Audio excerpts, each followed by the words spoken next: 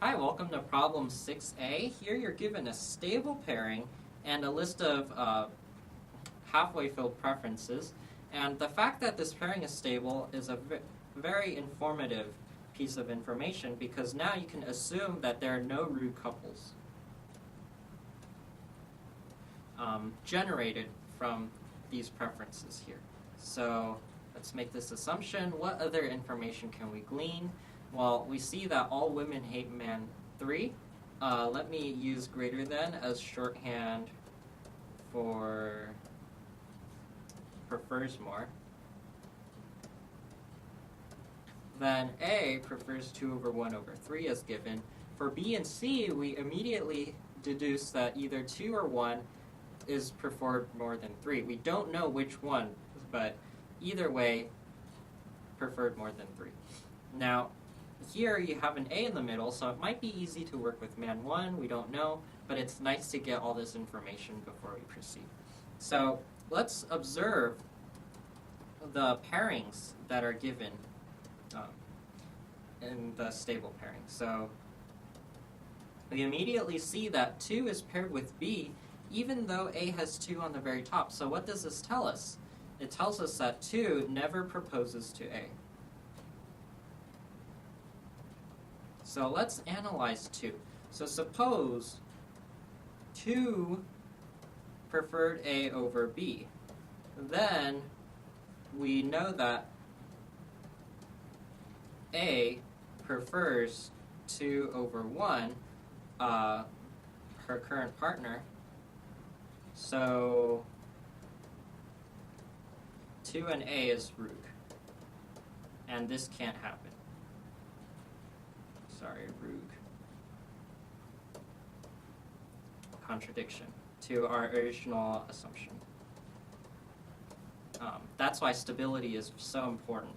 And so this assumption is false and 2 prefers B over A. Now, with a similar line of thinking, we can prove that 2 prefers B over C. Suppose the opposite, then we know that C prefers anyone over 3 who she's paired with right now. And what does this tell us? It tells us that 2 wants C and C wants 2, so 2 and C is root. And this is also a contradiction. I'm thinking rouge, but it's root. Contradiction. Now, we can definitely put B at the very top. We'll leave these 2 aside, and we'll see why in a moment. So now let's analyze man 1. So man 1 has A in the middle, so we can just go through the options compared against A to fill out this list of preferences really quickly. So suppose 1 prefers C over A. Well, we know that C prefers anyone over 3 who she is currently paired with. So what does this tell us? This tells us that C and 1 will be root with this assumption, with this false assumption. So this is a contradiction, and we can't make that assumption. So 1 indeed prefers A over C, which allows us to fill this in with C, and by process of elimination, B as well. So let's run through the algorithm really quickly. You can see that on day 1, B receives man 1 and man 2, and B will choose man 2 because we know that B and 2 are eventually paired together. If 2 were rejected, then B and 2 would never be paired. But we are given that information. But it's given. So what does this say about B? B must prefer man 2 over man 1. And both of them over man 3. So we can fill this in here. And is this it? Is this all the information we need? Well, let me erase most of these so then we can reevaluate without all this clutter. So right now we have So right now we have B, A, C.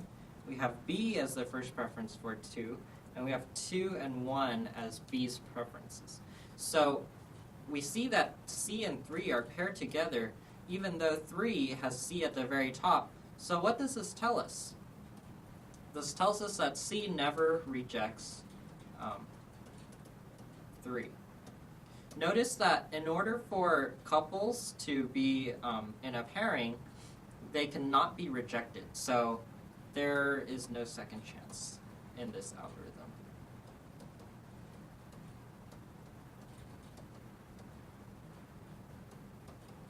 Being together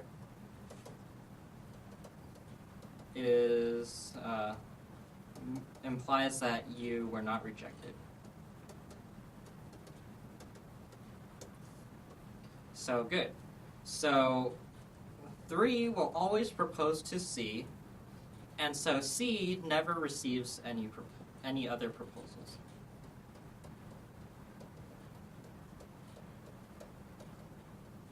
So no matter what happens in the algorithm, C will only see 3. So do these preferences matter? Do these preferences matter? And the answer is no. Because C never sees them. C never sees them. So good. So these preferences do not matter. And what else can we say now? We see that 2 has B on top, and B has 2 on top. So B and 2 will be paired on the first day thereafter. So does it really matter what other preferences 2 has if he's found his soulmate in B? And the answer is no. These preferences do not matter.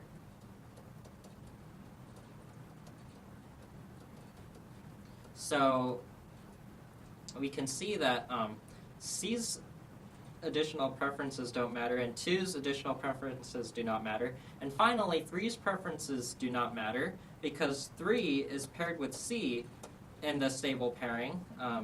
It's given. So there's no reason for 3 to see anyone else. So the preferences don't matter.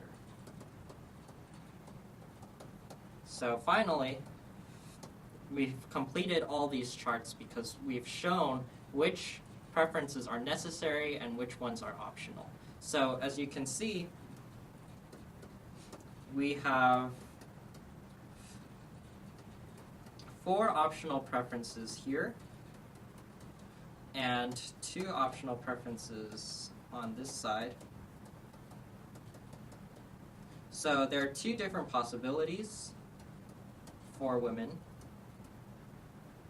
Now this part is trickier in determining how many possibilities we have. So if 2 remains constant, then we have 2 possibilities for 3, and 2 possibilities for 2. We need to multiply the 2 possibilities for 2 and the 2 possibilities for 3 as the number of possibilities for men. And then we can just multiply that by the number of possibilities for women to get 8